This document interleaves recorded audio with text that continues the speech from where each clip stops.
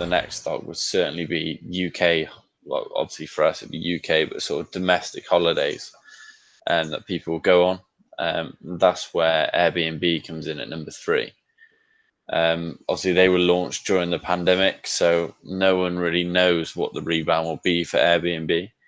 Yeah, they've had a fairly good run from when they listed, but it is so hard to tell. It's a very unpredictable stock. They always do reasonably well anyway with domestic holidays and things like that, and they won't be affected as much as something like cruises, planes, things like that.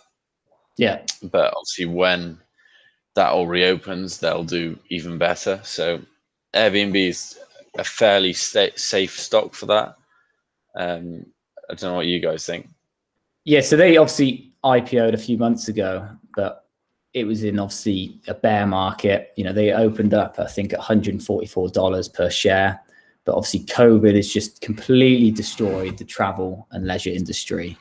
Something I really liked about it, obviously, with their revenue being so far down, is their revenue in their fourth quarter was down 22%, which might seem bad, but the forecast for that should have been 50% for the decline. So to come in at 22% down just shows that you know, we might see a nice incline, you know, with earnings coming out in the future, and obviously with the pandemic slowly lifting and hotels opening up and so on, we should see sales increase. So obviously it's still heavily relied on what happens with the pandemic and lockdowns, but the only negative to that would be a delayed economic reopening for Airbnb.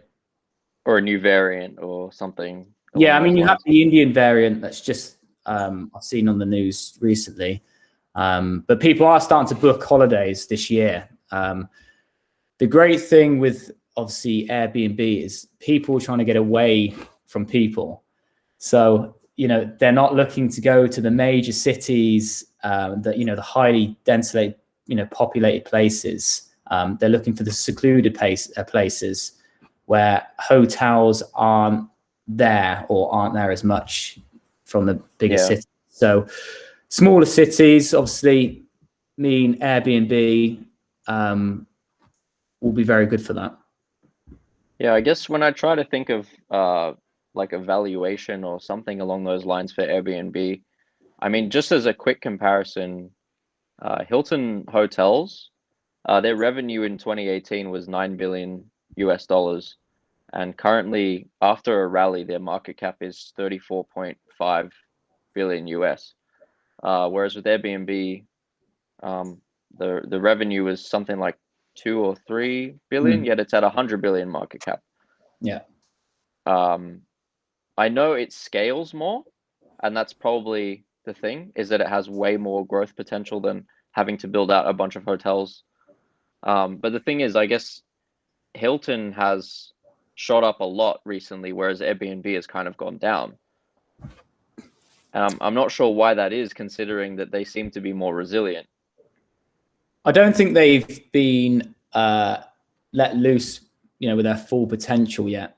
Right. You know, the share price, you know, if you just, you know, from even just the platform, you know, it's so easy to use, you know, from flexibility bookings, you know, even on the app, you know, they identify your personal goals of the trip. You know, it's such an easy device to use. Just recently, much better experience. Yeah, that's it. You know, 40% of the searches this year have been flexible dates or locations, so people are starting to book on Airbnb. And I think, I guess I guess pre-COVID they were adding $1 billion in revenue every year. Yeah.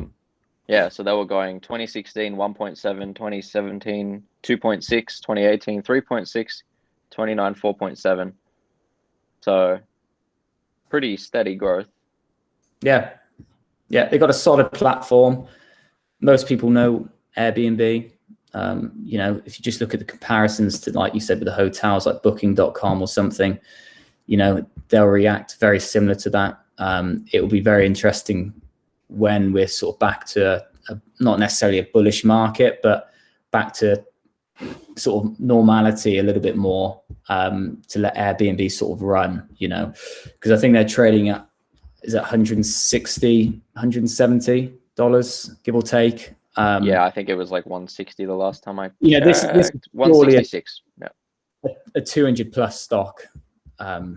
Easily. Yeah. I mean, it was 200 just in March.